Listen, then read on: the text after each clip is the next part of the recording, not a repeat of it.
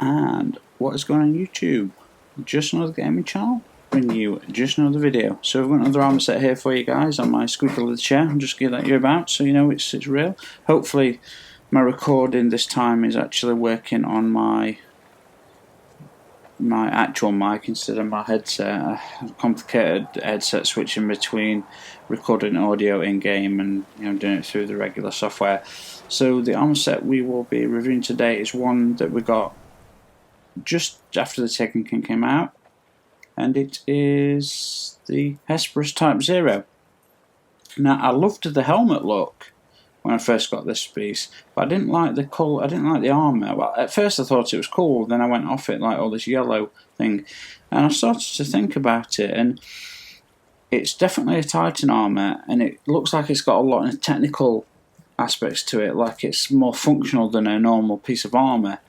And it turns out, if you read any of the lore about this suit, so which I did, it turns out these were the suits where people first dropped into Venus's corrosive atmosphere when they were first colonising the solar system during the Golden Age, when the Traveller was starting to transform the planets into Earth-like planets. And so these were the first suits ever used. And so these suits were actually designed as a homage to those original explorers that ventured into those thick atmospheres, the corrosive atmospheres, and they were made as a kind of like a homage. So current day Titans wear these in respect of those that gave their lives, or those that maybe survived, but those that went first and landed on Venus and explored it in these thick Titan suits. I mean, what a badass story is that? And you wouldn't see why there's all these extra pipes and technical systems, and it doesn't look like it's built for combat, does it? It looks like it's built for exploration, and not just that, it looks like it can take some hammer. Because I think if anyone knows anything about Venus as it is now, its pressure would just crush you to a flat, instant nothingness. And in it, there's titanium Russian probes I think currently landed on Venus weighing like tens of pounds that have just been crushed into tiny little Coke cans of nothing. That's how thick the atmosphere is. And so anyway, let's have a look at the helmet, shall we? Like the Hesperus Type 0, and here we are. At the dawn of the Golden Age, the Hesperos were the first to descend into Venus's boiling mists. So now we know why it looks like it does. Now we know why. I mean, they've even kept the markings on. I suppose that could be for combat. They've got heavy breathers on the mask. A minimal visor for protection, because that shit had to be thick and pressure proof. But these were the guys to first drop on Venus during the Golden Age, when I assume the Traveller went there and when he very first started to transform the planet. And I'm liking it. I really am liking it. So what do we get? We get intellect and strength. Ashes to ashes, gain bonus super energy on grenade kills, always nice. Heavy lifting, gain bonus super energy from heavy weapons, always nice when killing minions of the darkness. And replenish health each time you pick up an orb of light. Okay, pretty good all round set, not too bad, not too crazy. So let's have a look at these arms. You know which bit I'm looking forward to, don't you? Trying on my cool shaders. I've only got a limited set again, I haven't really changed any. Usually I go to the panels and I look for like the best 10 I could find that suit it. But I've just been using what I've got on me at the moment because I've been trying to get through trials. So this is the arm piece, I do believe. And again, it looks like earlier, it's like slightly earlier than Golden Age technology, because there's still piping and there's still all these joints and bolts and things. So what I'm thinking is they've just started to grasp the Traveller's light and the Traveller's influence on their brains and their lifespans, and their technological understanding is developed. Like, we couldn't land a man on Venus right now. So obviously this suit and the technology is way advanced, hundreds of years more advanced than we are right now. But I don't think it's advanced as it could be back during the prime of the Golden Age. I think this is like their first. This is their like prototype suits of we're starting to explore the planets, and the Traveller's allowing that to happen. So I think it's really fascinating. So intellect disc, my favourite. Rainbows, increased melee attack speed, always nice, especially when you combine with those new melee attack gauntlets out there. Momentum transfer, gain bonus melee energy on grenade hits. That's okay. Sidearm loader, would normally hate that, but sidearms are a beast of a weapon in PvP right now, so that's great. We've got the chest piece, the Hesperos Type 0 intellect and strength build. So we're going to the strength, increased hand cannon ammo, and increased sidearm. Now you could argue that first colonists or first people stepping on there won't want to carry these heavy £90 weapons, because the £90 weapons would feel more like, you know, £20,000 weapons on with pressure like that. So if they were going to carry hand cannon, any sort of weaponry, this makes sense. So you could tie that into the lore theoretically. We've got a void burn defense there, reduce incoming void damage, and void armor, so increase subclass when using void. So it's all about protection. That ties in with the lore, doesn't it?